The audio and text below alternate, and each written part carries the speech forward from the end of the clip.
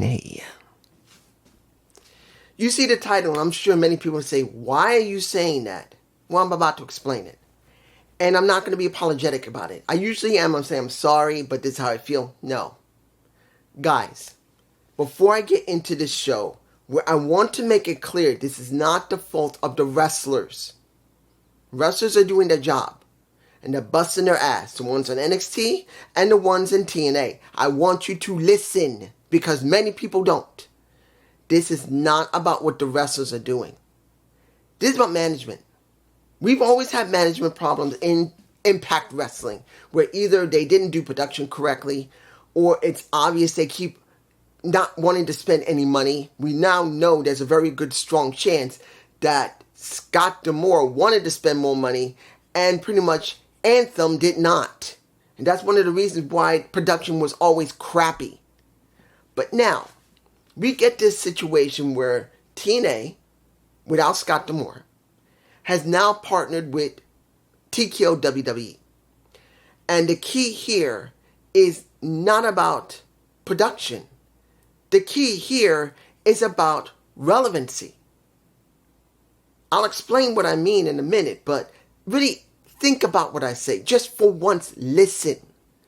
Relevancy is one of the most important things to a wrestler. Yes, they care about getting that high money. They care about being like on top of the card. But they care about being relevant. It's not about just doing the best match you can get away with. It's about being relevant and being recognized by not just your peers, but by the fans.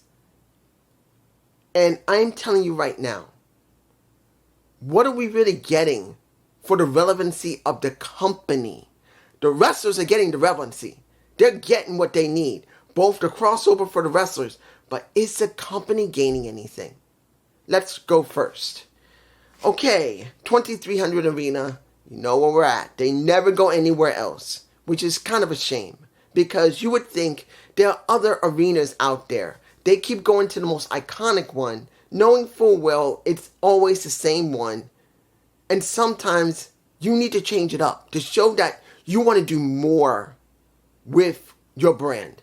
Not just go to the 2300 Arena. There are other arenas that ECW went to in Philly that they could go to, and they choose not to, which is a hindrance. A lot of times, because the arena is so small, the lighting's not always perfect, the sound is not always great. Guys, during some of the vid packs, and when you hear Todd as well as Matthew talking, unless I'm wrong, it could have been my connection, the audio kept phasing in and out. It sounded like it became fuzzy, then it came back. That could have been my connection, or you guys might have noticed yourself. Sometimes I really think they need to change the arena and also do work on the production. If they haven't gotten new equipment yet, they need to do something. First match, open challenge, which should have been the closing of the show. Why is Jordan Grace opening the show? This is an open challenge for one of your champions. And you decide that it opens the show instead of closes. So she goes up against Ziggy Dane, who really doesn't have any relevancy on NXT right now. She doesn't. I'm sorry, she doesn't. She had relevancy when you had, who was it when she was with? She was with James.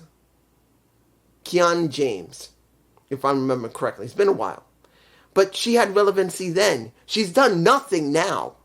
So you threw a wrestler that really is not doing anything on NXT at all to a Jordan Grace to have just a match. And it's sad. You could have made this into something. You could have built up into this throughout the night, making Ziggy Dane mean something. Nope. We didn't get no interview from her. Nope. Just a match. And in the end, we know who's going to lose. Ziggy Dane. Who cares? It felt hollow.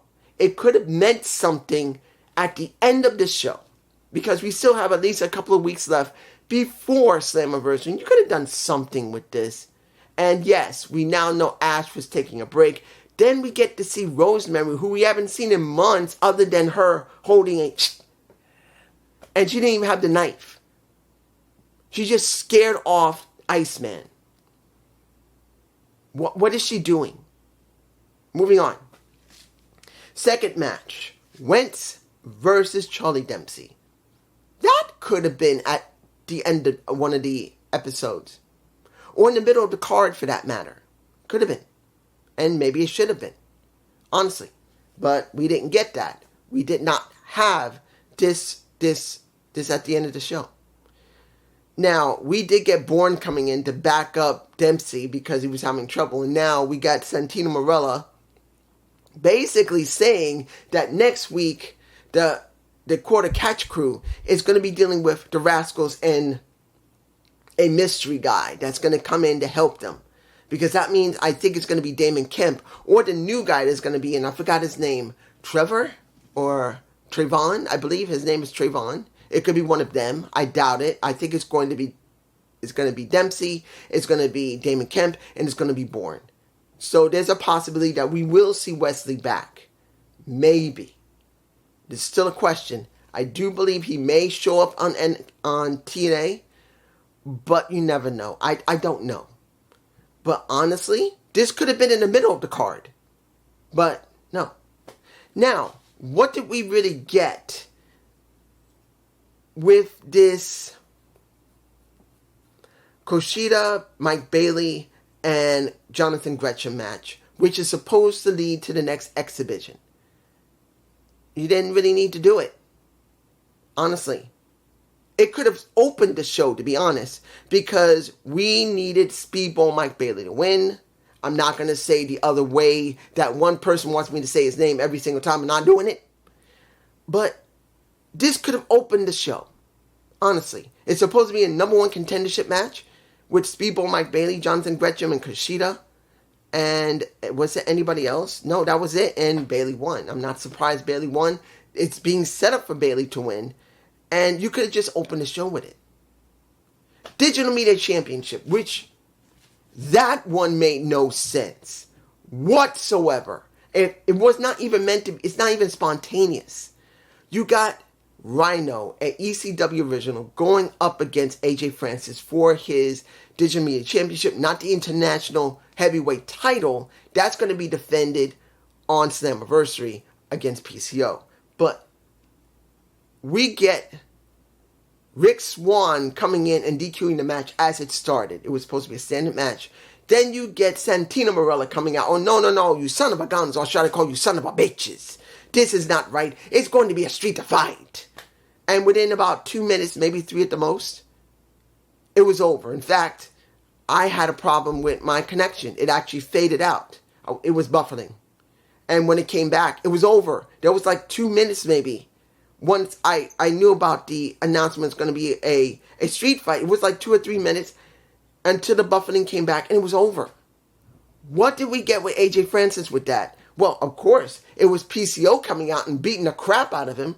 But what did we get for Rhino? What was that for Rhino? It really didn't need to happen then. I mean, I like Rhino, but he's not one of my most favorite wrestlers. But don't you think you should do something that's important here? Not just do a throwaway match that leads to another match that was like shortened very quickly?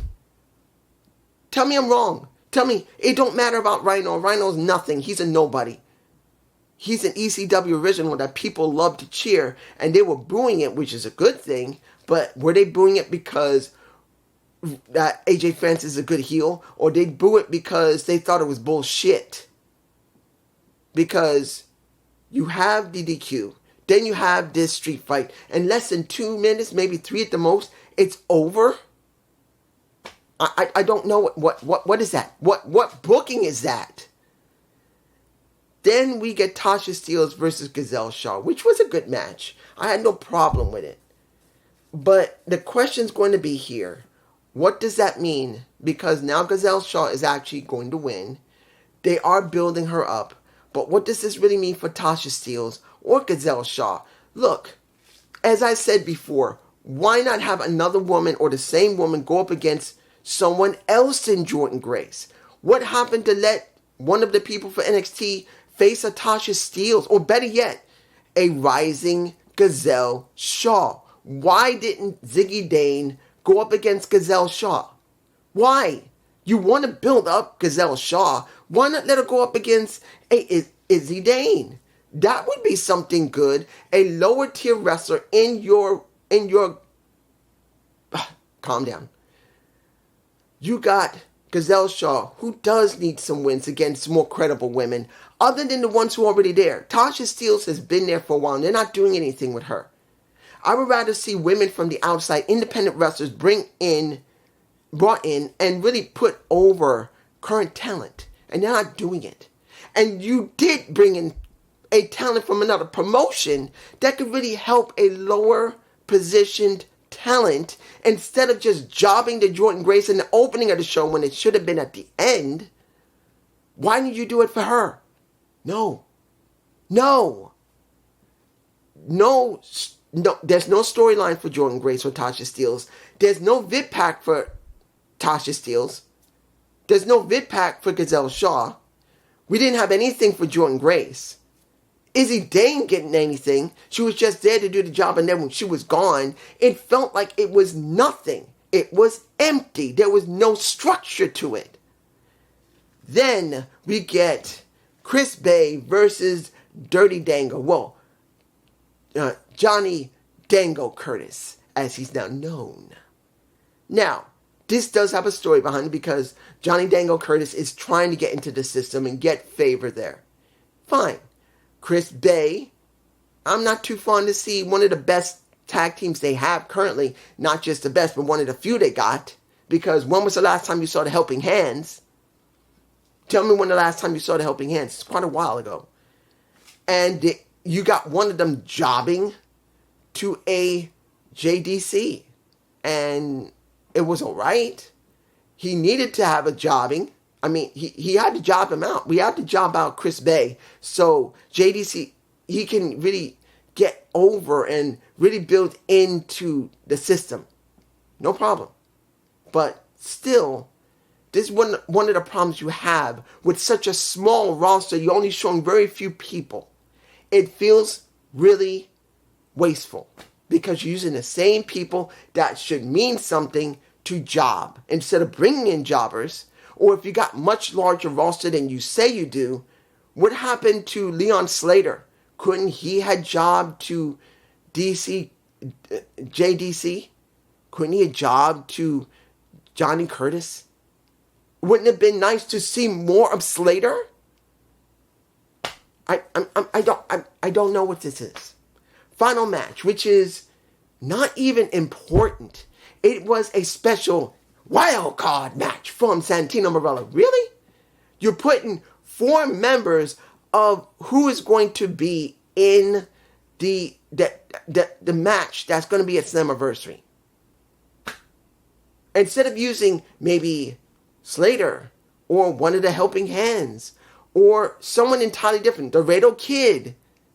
Hell, you could have thrown Charlie Dempsey in there or something as a real wild card, something you would never expect. It was all expected. This was all not random. It was what you expect from TNA. And we get this match. We got Kaz on commentary. And pretty much Macklin pinned Josh Alexander because of Kaz helping out. In the end, we're still building a Slammiversary, and it's not a bad build, but it still feels empty at the same time because what are they doing? Guys, I'm angry. I'm legitimately angry here. And if anybody says, why are you angry? Listen to the damn video. We literally have a crossover between TNA and NXT. We're sending more important talent over to TNA than they're sending over here. Charlie Dempsey and the Quarter Catch Crew is really not a major group or even a minor group. They're a nothing group. If you sent a family, I would understand that. They wouldn't get hurt coming over to TNA. In fact, it would help them and would give them even more cred. Crucifino, seeing Stack, seeing the Don, and seeing Izzy, that you could do something with that. They could at least show something. They're not the premier ones there, but at least they're spotlighted and they're featured. the Don has the Heritage Cup. He calls it the Italian Heritage Cup, but it's the Heritage Cup. He's not a major figure, a premier figure, but he's a major figure. You could help them. No. We're getting the lowest tier people in TNA. And everyone's saying this is so incredible.